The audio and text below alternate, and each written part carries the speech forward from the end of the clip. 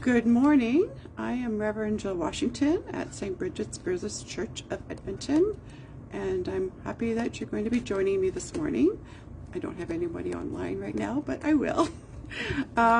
So welcome to our Sunday service. And today we are going to talk about, I'm going to read a chapter from this book called We Don't Die. This is Sandra Champlain. Some of you may or may not have heard of her already. She has a couple of broad podcasts. One is Shades of the Afterlife that she has on iHeartRadio. And also her website is wedon'tdie.com. She interviews a lot of interesting people in regards to the afterlife, near-death experiences, people who do research on this as well. So there's lots of good information if you ever want to listen to her podcast. Now, she does have this one book that she wrote, and it's called We Don't Die, A Skeptic's Discovery of Life After Death. And so this is her story about her journey in regards to her own spiritual development and her own beliefs about the afterlife. And it started when her father passed away. And she took it very, very hard. So I'm just going to read a chapter from this, and then she's speaking from the first person. And so she's at this chapter I'm reading is chapter 9, called Reconnecting with Those You Have Loved and Lost. Okay. So it starts with reconnect. It's a verb. It means to link together again. So when someone we love dies, it leaves a huge hole in our hearts. The pain we experience is called grief, and it feels like part of us is missing. The pain at times seems unbearable. I do believe that we are souls put here to have a human experience, and the biggest task we each have is to experience love. That means give love, show love, be loving, and receive love. Is there a way to tell if you are on the track of being human and we are experiencing love? Yes, it is called, she calls it a love meter. Imagine an instrument that looks like a thermometer. One end says 0 love and the other says maximum love. The amount of pain you feel from grief is in direct correlation to the amount that you've loved. Amount of the love you've had in your heart, as pain would not be present when you lose someone if not for love. If you were to hold this love meter in your hand while feeling your grief, what love temperature would it read? I have a sneaky suspicion you've hit it on maximum love. Sometimes, haven't you?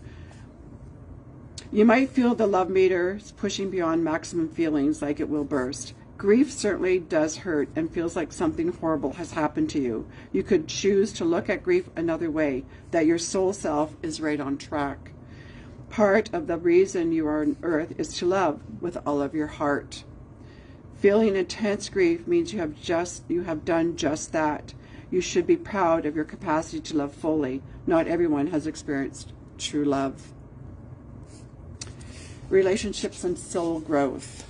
In the beginning of this book, our young soul was given a guidebook to study before coming here. And this is her belief. So, and she says, Earth is the only place, my glasses are not cooperating with me. Earth is the only place in all the universe where you can feel a wide range of these emotions. You are given a pencil and must circle the top 3 emotions that you want to experience the most on Earth. Being the wise soul that you are, you circle love, of course that's a given, generosity because it feels good to help others, and independence, who wouldn't want that? Of course you don't read the fine print that tells you that you are not given these emotions, but instead you will be given situations where you are able to experience these emotions. 99% of the time, situations that allow you to have maximum soul growth contain an element that you cannot control. The element is other people, and we call our interaction with these other people relationships. I will define relationships as any interaction you have with any person. Often when we hear the word relationships, we think of romantic relationships. That is not what I'm speaking of here. When you hear me use the word relationship, I mean any interaction you have with people that surround you in your life. For example, you have a relationship with your spouse, your friends, your boss, your co-workers, your kids, your parents, etc. You even have relationships with your dry cleaner, your postal worker, and the people that you work at your bank. Take a second and look at all the relationships you have. Quite a few. For our soul to grow, we must have these relationships to work out what we came here to do. It is widely shared belief that we create soul contracts with others, but before coming to earth. Some of these contracts give us great opportunity to practice being loving and generous, while others give us the perfect foundation to practice compassion and forgiveness. You may have a few of those in your life. Do you have people that you are angry at or have a disagreement with? Do you have people that you are not talking to right now? Take a look and identify what the opportunity for your soul to grow is in these relationships. There is always a soul growth that takes place, always. Once I got hurt by a woman who told me that I looked much better if I lost weight. Just the way she said it, it really hurt. I didn't see it at the time, but my soul certainly did grow out of that experience. I learned to be compassionate. I got to see the situation from her point of view. This allowed me to have a relationship with her and left her for the woman as she is. I learned that when someone says something that upsets me, it is because I believe that what they're saying is true. I didn't get upset when my little 5-year-old's niece said, "Auntie Sandy, why are you fat and Mommy is skinny?" Certainly big kids and little kids speak the truth. It is what we do with the information that counts. I got to experience both love and generosity in my relationships with my grandmother, who I called Grammy. I moved to Massachusetts to be close to her, and when I was not traveling, cooking for a race cruise, I spent time with her almost every day. Granny was easy to be with, never demanded anything, and was grateful for everything. Her life couldn't have been easy and surely was filled with heartaches. She lived just 1 week short of her 91st birthday and experienced growing through the depression and the deaths of younger brother and her husband and many friends, and eventually the death of several of her brothers and sisters. Grammy had died before I learned about grief, so I wasn't able to talk with her about it. What I can now see is how strong a woman she was. Grammy was an angel to me, and her soul certainly had learned its life lessons, and it's time for her to move on. So she was loving, generous, grateful, wise, funny, never complained, and never said a bad thing about anyone. She wasn't afraid of her death. Grammy would always say, "When God calls me forth, I cannot come fifth." It's kind of cute. In fact, those words came out of her mouth just moments before she passed away. The relationship I have with my mom has taught me love, compassion, and forgiveness. My parents divorced when I was a teenager, and I believe Dad was right and Mom was wrong. In my teens, my college years, I didn't have a good relationship with my mom. I always believed that my mom was the cause of my parents' divorce. And it wasn't until years later, in 1991 to be exact, that my relationship with my mother changed. Mom and I sat in a restaurant for hours, drinking lots of wine and discussing our past memories. I was able to share with her the pain I felt growing up and how difficult my life had been, especially around the time of their divorce. Mom shared with me her entire past. She shared the experience of coming to the United States from Germany during the World War. She talked about her childhood, her siblings, and some of her beliefs that she had about life and about herself. She spoke of her mother's death when she was 20 years old and how she raised her younger brother. She told me about the relationship she had with my dad, both the good things and the problems. I got to see my mom's life through her beliefs and experiences. I got to forgive my mom for everything I thought she did wrong, forgive myself for having the resentment I had held towards her. We were able to clear the slate and start our relationships again. For the past 21 years, Mom has been my closest love and has supported me more than any other human being ever has. What it took was each of us being willing to see life from the other person's perspective. We were then able to forgive each other and clear the slate and create a whole new relationship based on love, trust, respect, and a lot of fun. Mom and I laughed a lot. My soul has grown from the emotion of love, love from family, friends, and pets, both giving and receiving. I've also grown in romantic love and self-love too. I first got my first taste of romantic love at the age of 16 and loved my boyfriend dearly. We shared dreams of getting married, having a family, and living happily ever after. But that didn't happen. Before my 17th birthday, my boyfriend found someone else, my best friend. That summer went by, and this young gentleman came crawling back to me, apologizing because it was me he truly loved. We dated our senior year in high school, and just before our senior prom, he told me that he was in love with a new best friend. I can still remember the severe pain I felt when he said those words. You and I unconsciously make decisions about who we are in those tough times in life. Looking back, I clearly made the decision that there would always be someone better than me. That was a romantic relationship would not happen for me, and definitely I could never trust a friend. For almost the next 20 years, I lived my life feeling unlovable, very alone, and I didn't trust anyone. I never gave up hope. Time and time again, I got back on the horse and kept dating, but the same thing kept happening to me. A man would break up with me for another woman. Little did I know then that I unconsciously held the belief that I was unlovable, and that if I was displaying that, I was very unlovable to the men in my life. No wonder they broke up with me.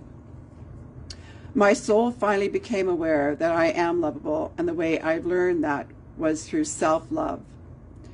In an author Devon Barron's book called Don't Read This, Your Ego Won't Like It, he provides a wonderful exercise that helped me develop this self-love. Every day for 2 weeks, when I woke up in the morning, I would take out a sheet of paper and a pen.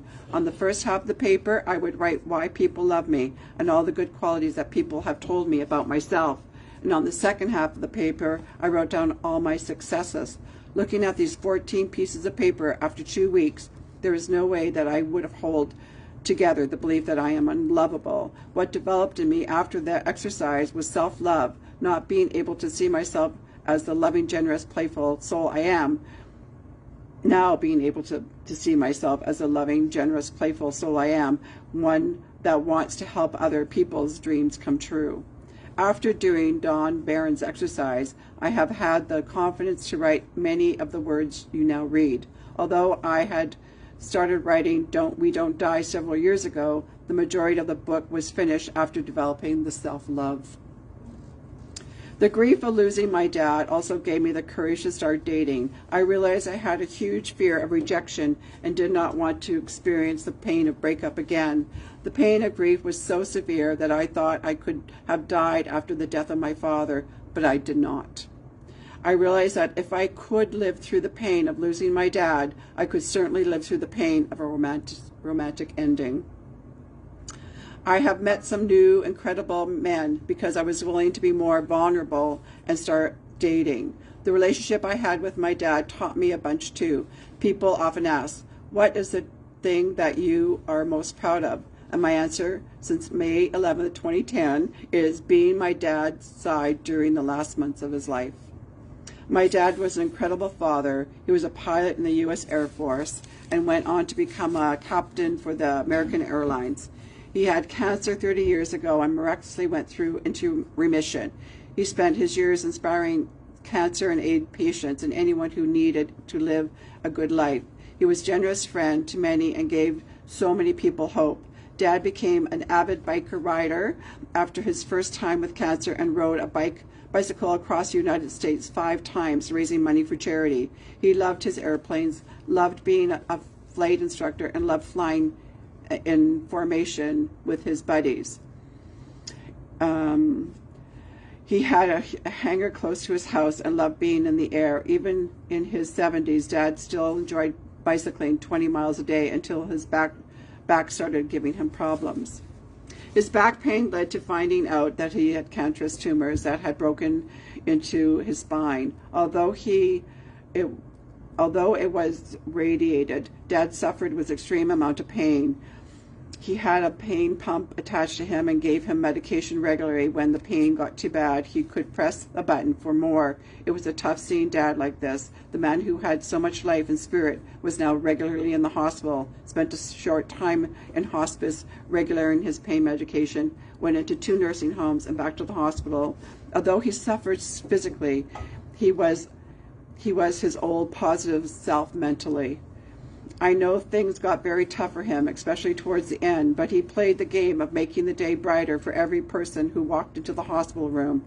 He would ask the nurses or aides about themselves and their lives, and he would ask them what they loved to do. He knew that when a person talked about what they loved, that would make them happy. He would also share an inspiring and funny story with them just to put a smile on their face. What my soul learned from my time with Dad was how to be strong. In the past, I never liked hospitals, couldn't handle the sight of needles or body fluids. None of these things mattered when I was with my dad. I became a fighter and gave everything I had to make sure that Dad was cared for the best way possible. I tried to be the best companion I could be and do everything I could to bring a smile to his face. Dad and I watched comedy movies and good documentaries. We talked about things that our minds were capable of. He loved my stories of remote viewing and mediumship. We played a gratitude game every day, and we take turns back and forth saying all the things we were grateful for. I personally believe that feeling gratitude, feeling love, and having a good laugh are essential to the healing process, so I made them a priority every day. I brought him ice cream, his favorite muffins, and we had a stash of goodies tucked away in his hospital refrigerator.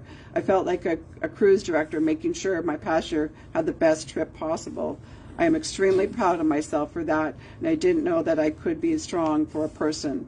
My soul had a major growth spurt, spending the time with my dad. Without Dad, this book would not have been in your hands right now.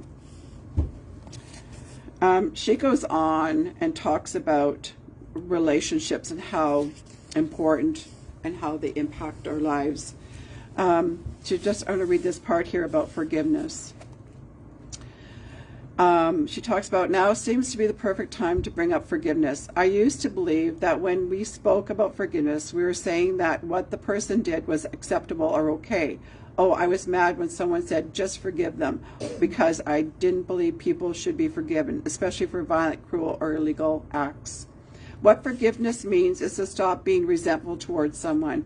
I heard someone say once that the resentment is like taking rat poison, then waiting for the other person to die. Resentment is painful and can eat us up inside. Forgiveness is simply giving up the right to be resentful. Whether the person did something wrong, right or wrong, you are no longer going to have that rat poison killing you from the inside out. I urge you now to forgive and let go of any resentment you may have towards a person or to yourself. A special ingredient you can add to forgiving someone is compassion. Remember, the best place to stand in an argument is in the other person's side. In the case of my family, I saw how my actions could have created a perception that they had of me, and how their actions created their view of them. So this is what happened. There was her family, her siblings, after her father passed, her siblings and her had an argument about how things should be dealt with, and so she became estranged from them. So she talks about, in the case of my family, I saw how my actions could have created the perception that they had of me, and how their actions created the view I had of them. Add to that, our grieving brains were so inefficient at processing information. It is no wonder there were arguments. I feel like it was so important to become compassionate with each other and practice forgiveness. So she has a homework assignment that she always recommends at the end of each chapter. And this one, she says, make a list of the relationships that you had in your life, dead or alive. Start with those closest to you, even the people you had disagreements with or been mad at, and list them all on the paper. Even if you are no longer in your life, that made a big impact on you. Write their names down. Next to each name, write an emotion you experienced because of them and the gift your soul self got because of them. You'll be writing down words like love, jealousy, faith, trust, anger, forgiveness, generosity, tenacity, and things like that. Any emotion or learning that you did is perfect. Write them all down. Let me know about them if you like, so you can send her that information. Because as we move into reconnection phase of this chapter, you may consider calling or writing the people to tell them thank you. Thank you for allowing me to grow as a person. Let them know that they have made a difference for you. Be sincerely grateful and see their actions from their side and generosity. Thank them for the difference that they have had made in your life. If that person is deceased, we'll now be talking about getting in touch with them and having a conversation. A little extra note in this assignment before you get into communication with the person, take a few minutes, think about what makes them so special to you. We often live life forgetting how special we are and how special that people around us are. The voice often tells us the negative stuff. That's that inner voice that we tell ourselves, the inner critic that she's making reference to, is she calls it the voice. The voice often tells us negative stuff. So take a deep breath, quiet your mind, and listen to the good your soul self has to say about yourself and others. So I'm going to end that there. And thank you very much for being with me this morning, and I hope you enjoyed this. If you do go on her website, you can actually download this whole book for free. That's what she said. So if you're interested, it's got a lot of good information in there. So thank you very much for being with me. And just to let you know that we are having Saturday afternoon tea on November 30th and readings. So we're going to be open at noon to 4, so you're welcome for that. We'll also be having our potluck on December the 8th. So after our service on the Sunday, and our last in-person Christmas, before we start our Christmas break, will be December 15th. So thank you very much for being with me, and drive safe, stay warm, and take care. Thank you. Bye-bye.